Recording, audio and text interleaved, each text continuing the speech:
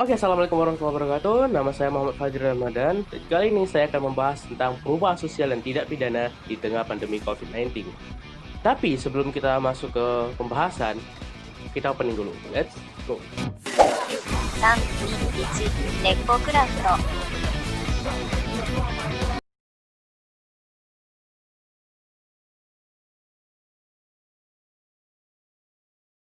Oke, poin yang akan kita bahas ini ialah tentang perubahan sosial dan tindak pidana kejahatan di tengah pandemi. Tapi sebelum kita membahas, kita harus mengetahui pengertian apa itu pandemi, apa itu perubahan sosial, dan apa itu tindak pidana. Pandemi adalah next level dari epidemi, yaitu wabah penyakit yang menyebar di wilayah yang sangat luas seperti benua, antar negara, bahkan dunia. Dan pandemi yang sedang terjadi saat ini, seperti kita ketahui, yaitu pandemi COVID-19 atau Coronavirus Disease 19. Pandemi ini disebabkan oleh virus mutasi dari salah satu dari 38 jenis virus corona, yaitu SARS-CoV-2, SARS-CoV-2 atau Severe Acute Respiratory Syndrome 2, yang menginfeksi manusia bermula pada akhir tahun 2019 dan statusnya sudah mencapai pandemi. Nah, apa itu perubahan sosial? Perubahan sosial merupakan perubahan-perubahan yang terjadi pada lembaga-lembaga sosial atau lembaga-lembaga kemasyarakatan yang mempengaruhi sistem sosialnya, termasuk nilai, sikap-sikap sosial, dan pola perilaku di antara kelompok-kelompok dalam masyarakat. Lalu apa itu tindak pidana? Tindak pidana merupakan terjemahan dari strafbarfeit, yaitu perbuatan yang dilarang oleh suatu peraturan perundang-undangan atau suatu peraturan tertentu yang mana disertai dengan ancaman atau sanksi yang berupa pidana tertentu bagi siapa saja yang melanggar aturan tersebut. Nah, pembahasan terkait tindak pidana dan perubahan sosial di tengah pandemi, saya akan membahas dari dua segi, yaitu pertama, segi logika dan segi realita. Dari segi logika, logik episteme, berpikir, pikiran. Pengertian logika itu sangat luas dan tergantung dari mana Anda sebagai insan memandangnya. Bisa secara harfiah mengenai pikiran dan bisa juga logika itu diartikan sebagai suatu cabang ilmu dalam filsafat.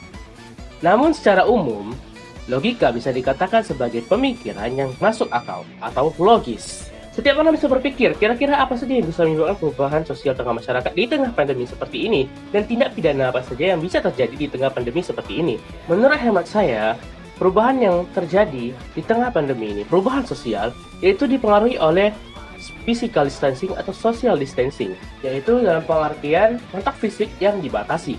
Untuk kita tahu sebelumnya ada pembatasan kontak fisik, ya, di masyarakat, dalam kultur masyarakat Indonesia seperti laki-laki tidak boleh menyentuh perempuan dengan sewenang-wenang, dengan ya bebas gitu.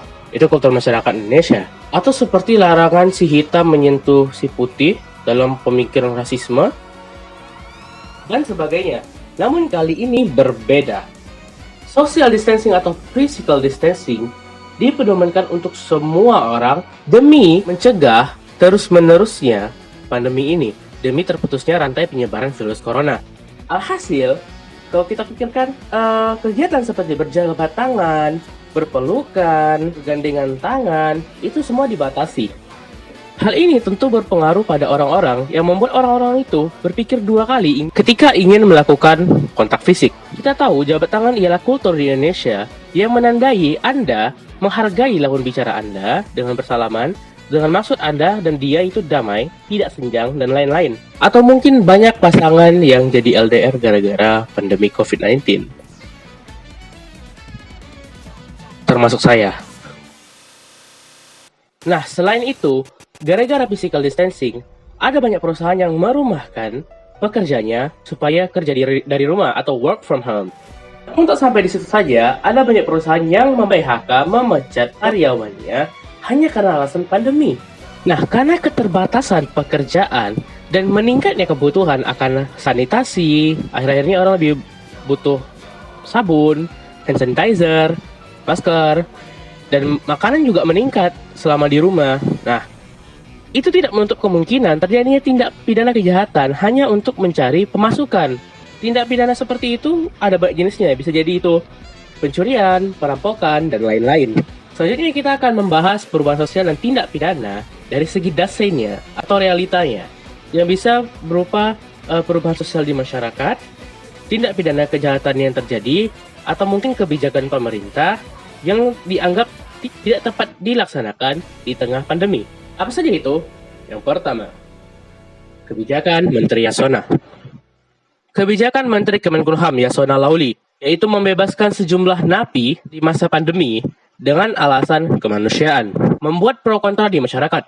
Ketika kebijakan ini benar-benar diterapkan, ada banyak kasus napi yang sudah dibebaskan karena kebijakan seperti ini melakukan kembali tindak pidana yang mereka lakukan sebelumnya hanya untuk mencari pemasukan. Hal ini dalam hukum disebut residivis atau pengulangan.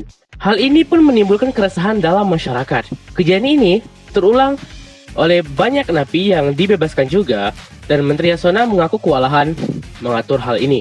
Dengan alasan kemanusiaan, kebijakan Menteri Yasona dianggap gagal dan membuat rugi banyak pihak.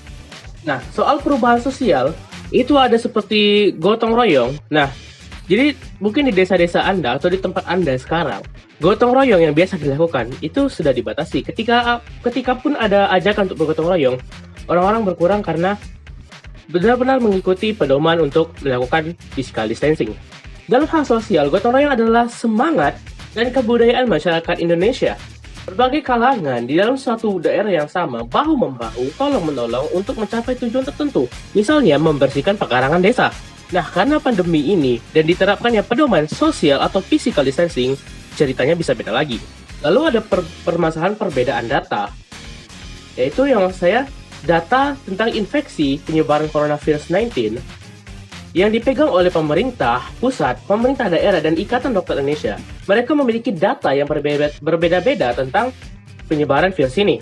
Menurut epidemiolog dari Eijkman Oxford Clinical Research Unit, Iqbal Eliazar, mengatakan selama ini Indonesia ternyata belum memiliki kurva yang sahih tentang infeksi ini. Padahal kurva epidemi ini sangat penting untuk mengukur sukses atau tidaknya suatu peraturan, misalnya seperti peraturan PSBB, lockdown, dan lain-lain, dan termasuk kapan harus melonggarkan peraturan-peraturan tersebut. Tidak ada komunikasi intensif antara pemerintah dengan saintis yang ada di Indonesia. Ada peraturan hukum baru, dan ini yang mempengaruhi perubahan sosial, yaitu larangan ojol untuk membawa penumpang, tapi tidak ada larangan untuk bekerja. Terus mereka bawa siapa, Pak? Ojol Grab apa ojol Gojek gitu. Terus ekonomi mereka berputarnya gimana? Iya kalau GoFood dan GoSend atau GrabFood nih jalan, kalau enggak, lanjut. PSBB. PSBB atau pembatasan sosial berskala besar juga menuai pro dan kontra di masyarakat. Simpelnya, masyarakat diatur untuk tetap di rumah saja. Namun kebijakan ini dinilai tidak cukup. Karena rakyat dipaksa untuk di rumah saja tanpa dihidupi oleh pemerintah. Tidak seperti lockdown yang dilakukan oleh beberapa negara sebagai contoh, mereka menghidupi rakyat mereka. Alhasil banyak warga Indonesia, masyarakat Indonesia yang tetap pergi keluar dan mencari pemasukan guna bertahan hidup. Hal ini juga bisa menyebabkan tindak pidana, apalagi setelah PHK dan pemecatan banyak karyawan di banyak perusahaan.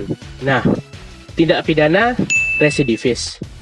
Ini adalah pembahasan selanjutnya dari kebijakan Menteri Yasona, ataupun mungkin bukan karena kebijakan itu sendiri.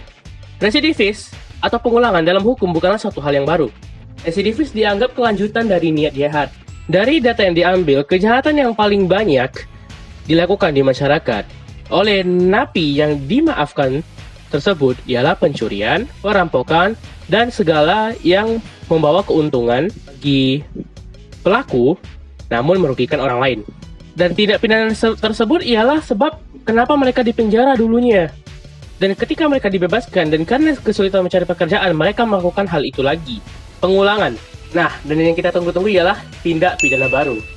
Tindak pidana baru apa yang berlaku di pandemi ini? Ya, penjarahan. Penjarahan atau pencurian diatur dalam pasal 362 KUHP. Memang, penjarahan bukanlah hal yang baru, karena memang sudah lama diatur, namun penjarahan di sini yang baru adalah substansi dari penjarahan itu sendiri, yaitu selain mereka melakukannya di tengah pandemi, mereka dapat terorganisir ataupun tidak. Dikutip dari liputan6.com, serukan penjarahan dan pembakaran kelompok anarko diringkus polisi. Ya, penjarahan dengan motif ini tergolong baru, yaitu mereka memanfaatkan demonstran untuk melakukan kericuhan, untuk melakukan keonaran, lalu mereka menjarah. Lalu diikuti kursus berupa aksi teror dan vandalisme. Hal serupa juga terjadi di Amerika baru-baru ini, yaitu ketika protes demonstrasi kematian George Floyd yang mengindikasikan rasisme, para pendemo juga melakukan penjarahan. Sebut saja Chanel, Gucci, Louis Vuitton, toko-toko mereka dijarah di sana. Motif penjarahan yang saya bahas tadi di Indonesia ini tergolong baru dan terjadinya itu di tengah pandemi. Dan jika tidak diatasi dengan tepat, akan menimbulkan kerugian di masyarakat. Itu tadi beberapa contoh perubahan sosial tindak pidana di tengah pandemi. Bagi saya, tentang pandemi ini, tentang perubahan sosial, semuanya berubah. Saat Idul Fitri, biasanya kita berjabat tangan dengan sepupu-sepupu saudara-saudara yang datang ke rumah. Tapi kali ini, tak banyak saudara yang datang. Bahkan mungkin hampir tidak ada yang datang ke rumah untuk bersilaturahmi. Sebelumnya, ada sepupu cantik gitu kan. Biasanya habis lihat itu, kita searching di Google, hukum menikahi sepupu gitu. Tapi sekarang tidak ada. Karena tidak ada yang datang. Namun perubahan sosial ini cukup aneh di mata saya. Mengapa demikian? Saat awal-awal pandemi ini, virus corona ini masuk ke Indonesia, orang-orang sangat panik, bahkan melakukan panic buying. Mereka memborong alat sanitasi sebanyak-banyaknya dan tidak meninggalkan apapun untuk teman-teman kita, saudara-saudaranya yang kurang mampu. Bahkan mereka yang tidak punya rumah pun tidak tahu mau merumahkan diri di mana. Namun ketika jumlah kasus terinfeksi terus meningkat, hingga saya mengupload video ini sudah ada ribuan lebih orang yang terinfeksi, kita malah lebih terbuka dari sebelumnya. Orang-orang ya lebih punya hobi baru seperti bersepeda, jogging, dan lain-lain. Padahal infeksi COVID-19 ini terus naik dari hari ke hari. Masjid-masjid, tempat ibadah dipaksa tutup karena itu merupakan tempat umum dan berpotensi menyebarkan virus corona ini. Namun selain masjid-masjid dan gereja-gereja yang ditutup, kenapa tempat umum lainnya tidak ditutup oleh pemerintah? Hal ini dapat menimbulkan ketimpangan sosial dan kecemburuan sosial di masyarakat. Dan bahkan mungkin bisa terjadi perlawanan. Bahkan di tengah pandemi seperti ini, pemerintah sempat-sempatnya mengeluarkan kebijakan yang menurut saya itu menguntungkan mereka-mereka, yaitu orang-orang pemerintahan. UU Minerba, UU haluan ideologi Pancasila, dan lain-lain. Yang saya rasa itu menguntungkan mereka. Mereka mencoba mengambil kesempatan dalam kesempitan hanya untuk keserakahan mereka.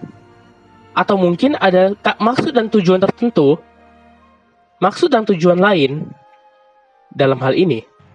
Ya, mungkin itu saja yang dapat saya sampaikan.